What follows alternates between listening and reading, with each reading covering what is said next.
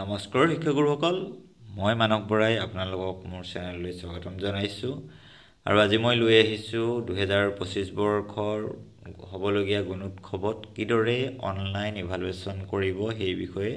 আপোনালোকে ইতিমধ্যে 2024 বৰ্ষৰ গুণোৎসৱতো এই কামটো কৰিছিলে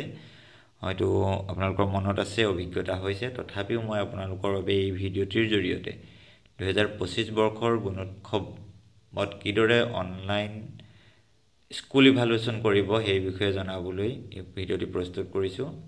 পোনপ্ৰথমে আপোনালোকে আপোনালোকৰ ল্যাপটপেই হওক বা কম্পিউটাৰেই হওক বা মোবাইলতেই হওক এটা ব্ৰাউজাৰত যাব গুগলতে যাব বা ক্ৰমত যাব বা অন্য ব্ৰাউজাৰতো যাব পাৰে তাতে গৈ আপোনালোকে gunotsov2025.in এইটো লিখি সাৰ্চ কৰি দিব সাৰ্চ কৰি দিলে আপোনালোকৰ এনেদৰে এখন পেজ আহিব য'ত অসমৰ মুখ্যমন্ত্ৰী ডাঙৰীয়া শিক্ষামন্ত্ৰী ডাঙৰীয়া আৰ ফটো দেখিব বা বক্তব্য দেখিব ইয়াৰ গুণোৎসৱৰ অডিও স্পট দেখিব গুণোৎসৱৰ থিম সং দেখিব বা অন্য তথ্যসমূহ ইয়াতে দেখিব আপোনালোকে বিভিন্ন ধৰণৰ তথ্য ইয়াত ডাউনলোড কৰি ল'ব পাৰে ইয়াৰ পাছতে আমি কি কৰিব লাগিব বাওঁহাতে ওপৰলৈ থকা লগইন যেটো আমি দেখিম সেই লগইনটোত আমি ক্লিক কৰি দিব লাগিব হৈছে মই ইয়াতে জনাও দে আপোনালোকক ইয়াতে এটা ইমেইল আইডি আৰু ফোন নম্বৰ দিয়া হৈছে যাৰ য'ত আপোনালোকে যোগাযোগ কৰি বিভিন্ন অসুবিধাৰ বিষয়ে জানিব পাৰে আপোনালোকে মোবাইলত যদি কৰে কামটো তেতিয়ালে আপোনাৰ মোবাইলত ডেস্কটপ মোড কৰি ল'ব ডেস্কটপ মোড কৰিলে আপোনালোকৰ যথেষ্টখিনি সুবিধা হ'ব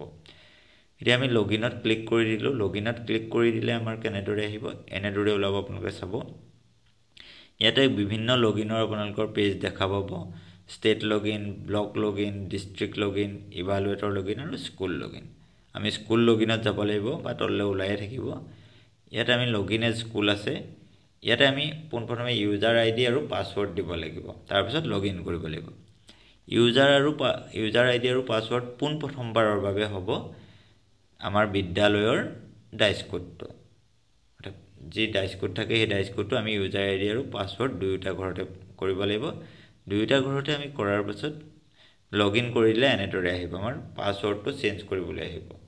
আমি পাসওয়াৰ্ডটো চেঞ্জ কৰিবলৈ যাওঁতে এনে ধৰণৰ পাসওয়াৰ্ডটা দিব লাগিব যাতে তাত এটা ক্যাপিটেল লেটাৰ থাকে এটা স্মল লেটাৰ থাকে এটা সিম্বল থাকে আৰু এটা সংখ্যা থাকে হেই কেইটা দি আমি আমাৰ পাসওয়াৰ্ডটো সেট কৰিব পাৰো মই উদাহৰণস্বৰূপে এটা দেখাই দিছো school@123 s টো আমি ক্যাপিটেল লেটাৰ দি বাকি কেইটা স্মল লেটাৰ দিলো দিলো এটো এটা সিম্বল আহি গল তাৰ পিছতে 123 দিলো এটো আমাৰ নাম্বাৰ আহি গল এনেদৰে আমি গুটেই কেইটা দি আমি এটা পাসওয়াৰ্ড বনাই আমি এটো কি কৰি দিব চেঞ্জ পাসওয়াৰ্ড কৰি দিলে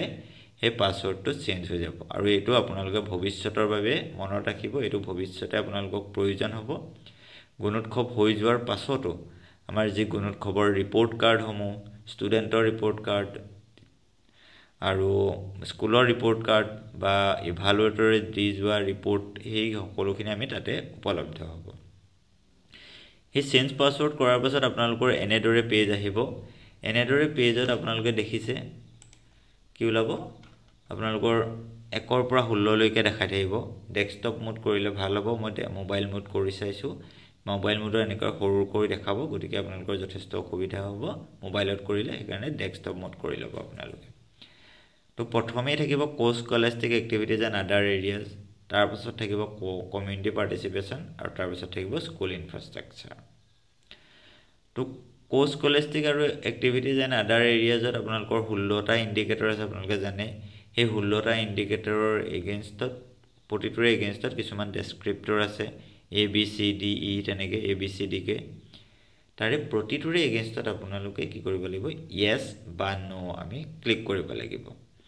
আৰু এটা উদাহৰণস্বৰূপে ধৰিলো মৰ্নিং এছেম্বলি আছে 1 নম্বৰটো মৰ্নিং এছেম্বলিৰ এগেইনষ্টত হে 7টা ডেসক্ৰিপ্টৰ আছে আপোনালোকে দেখিছে A B C A পৰা G লৈকে A B C D E F G এই 7টা ডেসক্ৰিপ্টৰ প্ৰতিটোৰ এগেইনষ্টত yes বা no কৰিব লাগিব আৰু প্ৰতিটোৰে এগেইনষ্টত 1 নম্বৰ কৈ থাকিব যদি 7টা ডেসক্ৰিপ্টৰত yes হয় তেতিয়া হলে 7 নম্বৰ পাব যদি এটাও নো হৈ যায় তেতিয়া হলে আপোনালোকে 6 নম্বৰ পাব এই কথাখিনি আপোনালোকে নিশ্চয় জানে এনেদৰে আমি প্ৰতিটোতে ইয়েছ নো কৰি অৰ্থাৎ 16টা ইণ্ডিকেটৰৰ প্ৰতিটো ডেছক্ৰিপ্টৰৰ ইয়েছ বা নো কৰিব লাগিব আমাৰ যদি এটাও থাকি যায় তেতিয়াহ'লে আমি এইটো নেক্সট পেজলৈ আমি যাব নোৱাৰিম অৰ্থাৎ স্কলাষ্টিক এক্টিভিটিজৰ প্ৰতিটো ডেছক্ৰিপ্টৰ এগেইনষ্টত ইয়েছ বা নো কৰাৰ পাছতহে আমি কমিউনিটি পাৰ্টিচিপেশ্যন এণ্ড কণ্ট্ৰিবিউশ্যনলৈ যাব পাৰিম তো এনেদৰে আপোনালোকে ইয়েছ নো কৰিলে তাৰ পাছতে আমাৰ তলফালে সোঁহাতে তলফালে নেক্সট বুলি এটা বাটন থাকিব সেই নেক্সট বাটনটোত আপুনি ক্লিক কৰি দিব লাগিব যদিহে গোটেইখিনি কৰা নহয় তেতিয়াহ'লে আপোনালোকৰ কি দেখাব মই আপোনালোকক এবাৰ কৰি দেখাব বিচাৰিছোঁ আপোনালোকে দেখিছে মই কেৱল মাত্ৰ প্ৰথমটোহে কৰিছোঁ অৰ্থাৎ 1 নম্বৰ ইণ্ডিকেটৰটোৰহে ইয়েছ নো কৰিছোঁ বাকীখিনি কৰা নাই অৰ্থাৎ বাকীখিনি কৰি যদি আমি এটাও এৰি দিওঁ তেতিয়াও একেটাই আমাৰ দেখাব তো আমি নেক্সট কৰিব বিচাৰিম নেক্সটত আমি ক্লিক কৰিলে এনেদৰে আহিছে দেখিছে যে choose one option against descriptor of this question যে কোনটো কোৱেশ্যনৰ এগেইনষ্টত আমি yes বা no দিয়া নাই হেতু আমাৰ দেখাই দিব তাৰ আমি এটো ওলাইছে হেতু দিয়াৰ পাছত যদি আমি আকৌ নেক্সট কৰোঁ তেতিয়া আকৌ একেটাই দেখাব কাৰণ বাকিখিনি এটা এটাকে দেখাই দিব গতিকেলৈ আমি যদি গোটেইখিনি কৰি কোনবাটো এৰি থৈ যাওঁ তেতিয়াহ'লে আমি নেক্সট কৰিলে আমাক দেখাই দিব যে কোনটো হোৱা নাই তো তেনেদৰে আমি প্ৰতিটোৰে এগেইনষ্টত গৈ অৰ্থাৎ স্কলাষ্টিকৰ গোটেইখিনি আমি ইয়েছ নো কৰি নেক্সট কৰিলোঁ তাৰপিছত কমিউনিটি পাৰ্টিচিপেশ্যনৰ এণ্ড কণ্ট্ৰিবিউশ্যনৰ ইয়েছ নো কৰি আমি নেক্সট কৰিব লাগিব তাৰপিছত school infrastructure and other ফেচিলিটিজৰ yes বা নো কৰি আমি নেক্সট কৰিব লাগিব তাৰ পাছতে নেক্সট কৰাৰ পাছত আমাৰ সেল্ফ ডিক্লেৰেশ্যন এটা আহিব সেল্ফ ডিক্লেৰেশ্যনটোত আমি কি কৰিব লাগিব এটা ক্লিক কৰি দিব লাগিব সেই ক্লিক কৰিলে হেতু মানে বুজাব যে মই বা আমি যিয়ে কৰিছোঁ যে আমি ইভালুৱেশ্যন ফৰ্মখন শুদ্ধভাৱে ফিল আপ কৰিছোঁ সেই সেল্ফ ডিক্লেৰেশ্যনটো দিয়াৰ পাছত সাবমিট কৰিব লাগিব সাবমিট কৰিলে আপোনালোকৰ এটা মেছেজ আহিব কনফাৰ্মেশ্যন মেছেজটো এনেকুৱা যে are you sure once submitted you will not be able to modify it again যে এবাৰ সাবমিট কৰাৰ পাছত অৰ্থাৎ ইয়েছ কৰাৰ পাছত সাবমিট কৰাৰ পাছত আৰু এখন মডিফাই কৰিব বা শুদ্ধ কৰিব নোৱাৰিব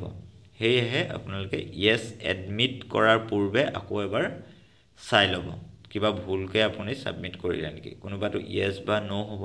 ইয়েছ টু নো হ'বলে আছিল নেকি বা নো টু ইয়েছ হ'ল নেকি হেতু এবাৰ চাই ল'ব